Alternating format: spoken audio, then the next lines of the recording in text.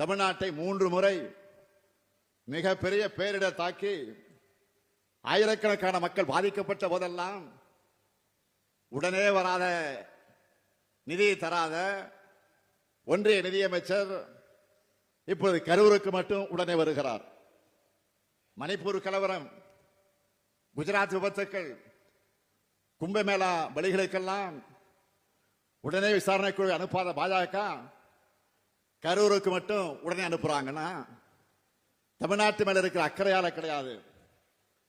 இங்கதான் நீங்க கவனிக்க, அடுத்த ஆண்டு தேர்தல் வருது. இதுல ஏதாவது அரசியல் ஆதாயம் கிடைக்குமா?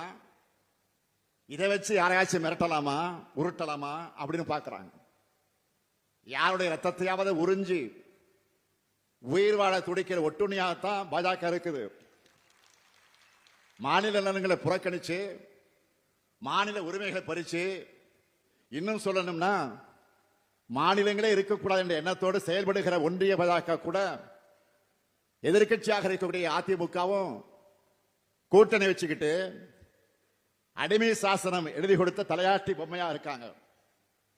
பாஜகவை அதிமுக ஆதரிப்பதற்கு ஏதாவது கொள்கை அடிப்படை இருக்கா? பொது காரணம் இருக்கா? மக்கள் நலன் அடிப்படையா ஏதாவது இருக்கா? குறைந்தபட்ச செயல் திட்டம் ஏதாவது இருக்கா? எந்த கோரிக்கையாவது முன் வச்சு கூட்டணி சேர்ந்திருக்கிறாங்களா? எதுவும் கிடையாது.